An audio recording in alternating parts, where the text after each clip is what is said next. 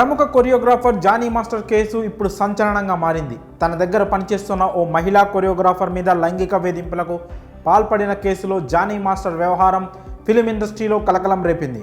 టాలీవుడ్లో దుమారం రేపుతున్న ఈ కేసులో కీలక పరిణామం చోటు చేసుకుంది. జానీ మాస్టర్ను సైబరాబాద్ పోలీసులు అరెస్టు చేశారు. గోవాలోని ఓ లాడ్జ్లో అతన్ని అదుపులోకి తీసుకున్నారు. అక్కడి కోర్టులో హాజరుపరిచాక హైదరాబాద్కు తీసుకొస్తున్నారు.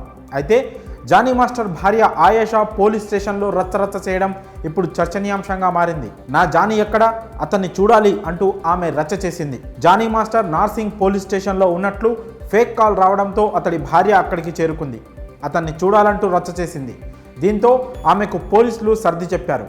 జానీ ఇంకా హైదరాబాద్ చేరుకోలేదని, గోవా నుంచి తీసుకొస్తున్నామని తెలిపారు. సిటీకి చేరుకునేందుకు ఇంకా టైం పడుతుందని తెలిపారు. దీనికి సంబంధించిన వీడియో సోషల్ మీడియాలో వైరల్ అవుతోంది.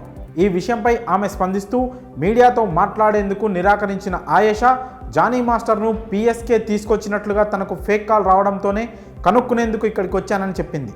అయితే జానీ మాస్టర్ అరెస్టుకు ఆమెనే కారణమని కూడా వార్తలు వస్తున్నాయి. జానీ మాస్టర్ ఆచూకీ ఆమెనే చెప్పిందని వినిపిస్తోంది. కాగా ఈ కేసులో బాధిత లేడీ అసిస్టెంట్ కొరియోగ్రాఫర్ తాను ఇచ్చిన కంప్లైంట్లో ఆయేషా పేరును కూడా చేర్చిన విషయం తెలిసిందే. జానీ మాస్టర్ను నేరుగా ఉప్పర్పల్లి కోర్టులో హాజరుపరిచే అవకాశం ఉంది. కాగా తనపై అతడు పలుమార్లు అత్యాచారం చేశాడంటూ లేడీ అసిస్టెంట్ కొరియోగ్రాఫర్ ఇచ్చిన కంప్లైంట్ మేరకు నార్సింగ్ పోలీస్ స్టేషన్లో ఆదివారం కేసు నమోదైన విషయం తెలిసిందే. బాధితురాలు రాయదుర్గం పిఎస్లో ఫిర్యాదు చేయగా 0 ఎఫ్ఐఆర్ కింద నమోదు చేసి నార్సింగికి బదిలీ చేశారు. ఆ తర్వాత పోక్సో యాక్ట్ కింద కేసు రిజిస్టర్ చేశారు. జానీ మాస్టర్ కోసం వెతుకులాట మొదలుపెట్టారు. బెంగళూరులో అతడు ఉన్నట్లు వార్తలు వచ్చాయి. అయితే గోవాలో అతన్ని అదుపులోకి తీసుకున్నట్టు సైబరాబాద్ పోలీసులు వెల్లడించారు. జానీని హైదరాబాద్కు తీసుకొస్తున్న తరుణంలో అతడి భార్య పోలీస్ స్టేషన్లో హల్చల్ చేయడం ఇప్పుడు చర్చనీయాంశంగా మారింది. అతడు పిఎస్లో ఉన్నట్లు ఫేక్ కాల్ రావడంతో నా జానీ ఎక్కడంటూ ఆయేషా రచ్చరచ్చ చేసింది.